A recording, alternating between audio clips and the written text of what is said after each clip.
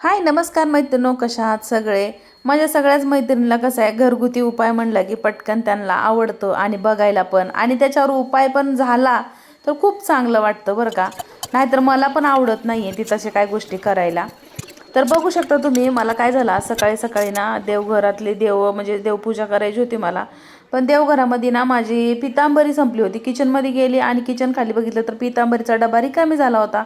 तर चला तर म्हणलं आज काहीतरी घरगुती उपाय करायचा आहे. तर माझे देवघरातले बघा भांडी पूर्ण अशी झाली आता, कारण मी 5-6 दिवस घासलीच नव्हती. तर बघा मी ज्वारीचं पीठ, रांगोळी आणि हळद आणि मीठ आणि लिंबू घेतले. बघा आपण काय काय घेतलंय: मीठ, ज्वारीचं पीठ, रांगोळीचं पीठ, हळद आणि लिंबू घेतले. हे लक्षात ठेवा. आणि हे लिंबू आहे बघा, आता ह्याच्यावर पिळून घ्यायचं आहे आपल्याला, पूर्ण पाणी त्याच्यातलं काढून घ्यायचं आहे. पूर्ण मी लिंबूचं पाणी बघा सगळं मिक्स करून घेतलं. आपल्या रांगोळीचं पीठ, मीठ आणि ज्वारीचं पीठ, हळद आणि लिंबू आपण हे एवढं टाकून घेतले त्याच्यामध्ये. चला तर मी तुम्हाला ते एखादा भांडं घासून दाखवते, कारण माझे देवघरातली भांडी 6 दिवस झाली मी घासले नाहीत. आणि अचानकच मी आज बघितलं पितांबरनं, मला चला तर मला आज देव घासून घेते, कारण काल सोमवार होता ना. सोमवारची मी दर सोमवारी भांडे म्हणजे देवाचे घासून घेते. तर बघू शकता तुम्ही, हे बघा इकडं बघा, इकडची साईड बघा, आणि ही इथली बघा. तुम्हाला परत दाखवते, थांबा जरा. हे बघा, दिसत असेल तुम्हाला, फरक दिसत असेल बघा लगेच. हे बघा, आहे का, दिसतंय ना?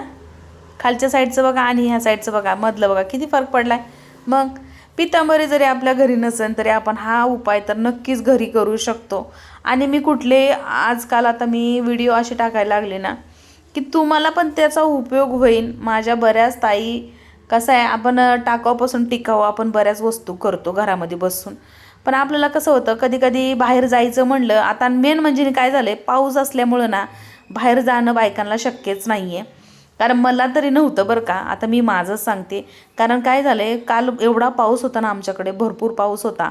आणि देवपूजा तर करायची होती आणि पोरं तर सगळे शाळेमध्ये गेली होते आणि दीदीचे पप्पा तर सकाळीच ऑफिसला गेले होते. त्याच्यामुळं मग राहिली कोण, मी एकटीच राहिली.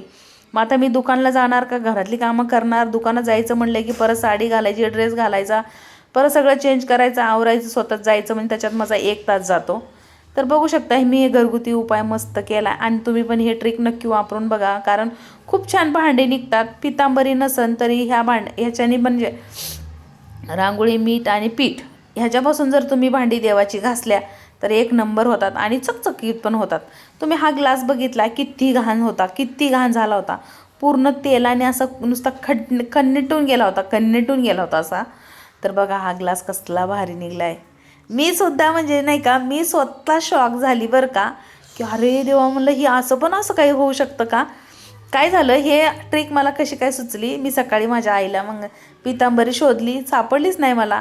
मग आईला म्हणलं, अगं पितांबरीच नाही आणि इकडं तर लय पाऊस चालू आहे पुण्यामध्ये. तर मग माझी आई काय म्हणली, अगं पितांबरी नसेल तर काय ना होते, आम्ही गावाकडे बायका घरगुती काही ना काही करतो, तू तसंच करून बघ म्हणून म्हणले मला. तर बघा मी तेच उपाय करून बघितला, माझ्या आईने सांगितलं. ती सांगितली मला, रांगोळीचं पीठ आहे तुझ्या घरामध्ये, मीठ आहे, ज्वारीचं पीठ आहे आणि लिंबू पण असतंय घरामध्ये, मग ते घे आणि हे सगळं मिक्स कर आणि देवाची भांडी घासून घे म्हणून सांगितलं. तर म्हणलं एवढं भारी ट्रिक आहे आणि एवढी साधी सोपी आहे, तर माझ्या मैत्रिणीसोबत तर मला तर तो शेअर करायलाच पाहिजे, आहे का नाही? तर बघा मी हे ट्रिक तुमच्या संग पण मी शेअर केली आणि मी अशी ट्रिक वापरते की तुम्हाला पण त्याचा उपयोग झाला पाहिजे. अशी फसवाफसवीचे मी व्हिडिओ अजिबात कधी तुमच्या पत्र पोहोचू शकत नाही आहेत, माझ्याकडून तर पोहोचू शकत नाहीत, कारण मी जर चुकीचा असेल तर मी चुकीचा आहे आणि ह्याच्याने हे शक्य होऊ शकत नाही असं मी सांगू शकते तुम्हाला. त्याच्यामुळं कुठलीही गोष्ट करताना पण 100 वेळा विचार करायचा आणि करायचं. हा घरगुती उपाय म्हणजे कसं आहे, आपण हे सहज करू शकतो, कारण ह्याला कुठलंच केमिकल नाही आहे आपण यूज केलेलं. त्यामुळं तर बघू शकता किती छान तांब्या निघाला आहे. मला तर खूप आवडलं बरं का. तुम्हाला आवडलं का नाही नक्कीच मला कमेंटमध्ये सांगा. आणि व्हिडिओ आवडला तर लाईक करत जावा आणि शेअर पण करत जावा. आणि खूप छान छान छान छान आपण ट्रिक वापरणार आहेत. ह्याच्यापुढं तुम्हाला मी नवीन नवीन व्हिडिओ पण दाखवणार आहे. तर बघा आपल्या देवाची भांडी किती छान निघाल्यात. तुम्हाला आवडलेत का नाहीत बघा. हा ग्लास तर बाई मी विचार पण केला नव्हता बरं का, की हा ग्लास असा पण निघू शकतो. तर हे तांबे कसं मी नॉर्मली घासते, पण हा ग्लास ना मी कधी जास्त घासत नाही आहे शक्यतो, कारण तो काही यूज होत नाही. चला तर म्हणलं आता तांब्याची तर भांडी आपण घासूनच घेतली, तर म्हणलं आता पितळाची का सोडायची, पितळाची पण घासून घ्यायची. चला तर म्हणलं आता समय घासून घेते मस्त. बघा समय घासून घेणार आहे आता त्याच पिठाने, आपण काही वेगळं घेतलेलं नाही आहे. त्यातलंच थोडं थोडं घ्यायचं आणि ते पण सगळं घासून घेणार आहे मी, कारण मला देव पण आहेत घासायचे पितांबरीने, त्याच आपल्या घरगुती पितांबरीनेच. कारण देव पण आहेत ना त्याच्यामध्ये बघा, विठ्ठल रुक्माई आहे, गणपती आहे, कृष्णाची मूर्ती आहे, हे सगळे मूर्त्या पण मला घासूनच घ्यायच्या आहेत आणि आपण हे ह्याच्यानंच घासून घेणार आहे. मी तुम्हाला हे पूर्ण व्हिडिओ मी डिटेलमध्ये दाखवते, अजिबात घाई करणार नाही, कारण जे आहे जसं आहे तसं दाखवण्याचा मी 100% प्रयत्न करते. आणि ह्याच्या पुढं मी तुम्हाला आता मी काय करणार आहे माहिती आहे का, नवीन नवीन जो व्हिडिओ आहे तो माझ्याजवळ, माझ्याकडे जेवढी कला आहे तेवढी मी तुमच्याकडे दाखवण्याचा प्रयत्न करणार आहे बरं का. कारण बऱ्याच गोष्टी असतात की प्रत्येक गोष्टी आपल्याला जमत नाहीत, किंवा घरगुती आपल्याला करायचं असतं पण ते जमत नाही, कारण ते रिझल्ट पण त्याचा तसंच आला पाहिजे. आपण कसं म्हणतो, रिझल्ट नाही आला तर जाऊ दे तिकडं असं वाटतं. आणि मी बघा किचनवर भांडे घासायला बसली नाही आहे, मी खाली बसली, त्यामुळं ही पांढरी फरशी जी आहे ती सारखी म्हणजे हळद पडती त्याच्यावरती, मग ते पिवळं पिवळं होतं आहे ना, म्हणून मी सारखी पुसून घेते. तर बघा समया आपल्या कसल्या चकाचक निघाल्यात, कारण मी हे बेसिनमध्ये समया धुवून घेतल्यात खळखळीत खळखळीत अशा. तर बघा पांढरा शुभ्र मस्त निघाल्यात समया, खूप छान समया निघाल्यात बरं का. आणि अशा प्रकारे आपण हे सगळे भांडे बघा मस्त घासून घेतल्यात आणि खूप सुंदर झाल्यात, निघाल्यात पण छान चकाचक चकाचक. चला तर मग आता मी काय करते, आता मी समय घासून घेते माझा छोटा दिवा, कारण मी जो दिवा रोज यूज करते, ज्या दिव्यामध्ये मी रोज दिवा लावते ते पण दिवा मी घासून घेणार आहे. त्याच्या आधी ना अन्नपूर्णा मी तुम्हाला घासून दाखवणार आहे.